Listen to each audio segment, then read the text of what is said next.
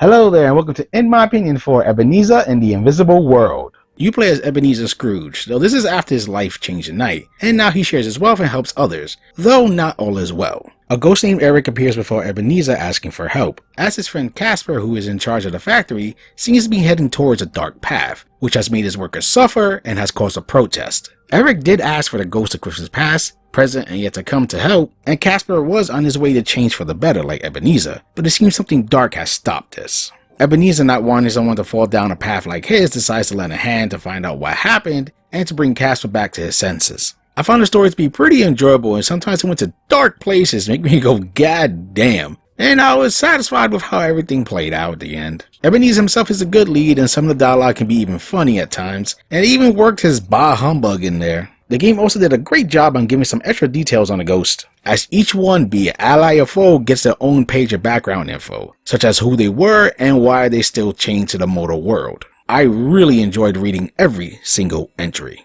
This is a Metroid-like game, so you'll be progressing in an ever-growing map and backtracking as you get new ghost abilities. This in turn lets you reach new areas to either make progress in the story or get some goodies. Getting these ghosts is usually done by completing the side quests like lighting up streetlights, saving some NPC, or just delivering a message or item. Just so you know, some of these ghosts may be met pretty early on, but sometimes the missions can't be completed till way later, so don't worry if you can't get them right away. Once this is done, you get abilities like getting a bit more hype by jumping on balloons, phasing through gates, entering the mirror dimension, and of course the always helpful double jump. Though I'm surprised how late in the game they give you that one. There are other ghost abilities that are more offensive, like throwing a harpoon, surrounding yourself with crows, spinning fire, stealing health, and more. These can be enhanced by doing a little challenge the ghosts have, like kill X amount of enemies, or do a certain amount of damage. Completing these challenges can increase a ghost's attack, and even the amount of projectiles, like instead of one harpoon, it's 3 heading towards the enemies, or spinning multiple fires. Also, while the blue ghosts are more for traversal, there are at least 2 red ghosts that help out with exploring as well, and it's pretty obvious which ones. The last bit of ghost stuff is the ghost of Christmas past, present, and yet to come,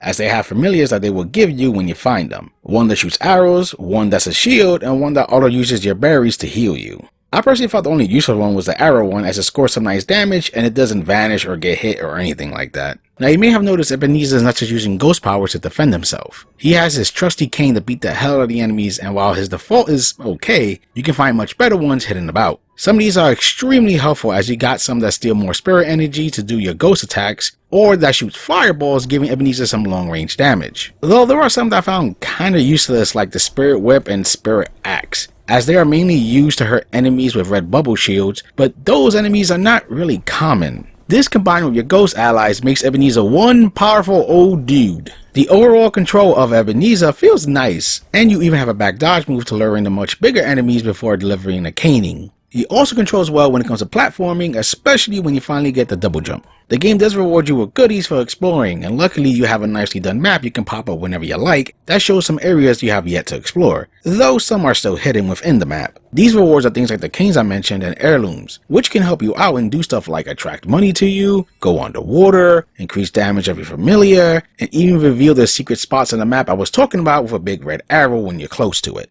I found a decent amount of these helpful and worth the time searching for. Thankfully, backtracking is not too much of a pain, as you do start to unlock some quick travel trains to get around. As I mentioned, there is money in this game which is dropped by enemies and can also be in breakable objects and chests. The game only has one store in the whole map, but it's near a quick travel train, so it's not too much of a headache to get to. You can spend your hard-earned money on healing items and even on some heirlooms. I will say I didn't use the shop too much, as I found a decent amount of healing items throughout the map, so I was drowning in money by the time I went to buy the heirlooms. You may have noticed some other items dropping from enemies and breakable objects, and these are materials needed for buying heirlooms, but most importantly upgrading your health and spirit meter. Pretty early into the game you run into a person in green clothes and one in blue right next to them. If you give them the right materials, they will increase your health and spirit meter bit by bit. And this is the main reason to use the materials and just focus on the store for heirlooms last. If you're trying to find specific material, each type is on a certain level, from 1 to 3. And your journal shows you what percent of a chances each ghost have dropping from a certain level. I found the game itself to offer a fair challenge, with some enemies doing a good amount of damage if they run into you, or if you're smacked by some of the slower but bigger enemies.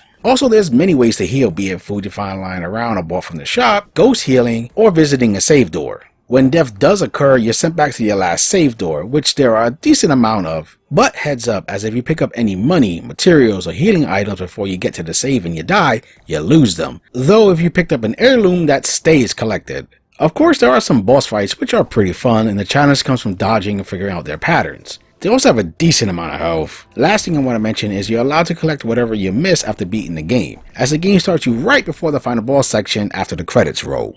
The game has some wonderfully vibrant colors and is outright beautiful in my eyes. It really does capture the Christmas spirit with its backgrounds, at least in the normal streets. In the spots that are not so cheery like the asylum, it still does a fine job with its visuals. The locations all have a distinct look, and I like the little touch of animated background characters which help add some more life to the world. Speaking of characters, they did a great job with Ebenezer's design, as it keeps with the character but still makes him look pretty cool. The spirits who aid you also have wonderful designs and fit with the background given to them. And the enemy designs don't fail either, as they all look very creative. And you can get a better look in your in-game journal. And there's usually 2 to 3 new enemies to run into in each area, so it keeps encounters fresh. This game did have some visual and tech issues when it first launched, such as some of the text would fall out the speech bubbles, and there was a glitch that when you entered a certain mirror to get an heirloom, it didn't allow you to go back. I have returned since then and it's been patched up and the game is much better for it, with only 2 weird issues I ran into. One was when I grabbed the ledge underwater, Ebenezer would be stuck in that position, but I just pressed attack and that fixed it. The other is the background when you're heading toward the factory looks kinda off.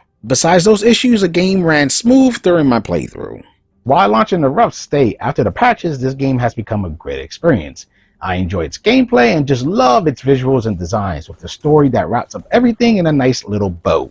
My experience after collecting everything lasted about 12 hours, and when it comes to replay value, all that's really there is collecting anything you've missed. I say if you like Metroid style games and Christmas is one of your favorite holidays, then this is highly recommended. And you need a ghost of Christmas past, present, or yet to come to show you that. I hope you enjoy my thoughts on this game, and for gamer's sake, keep gaming.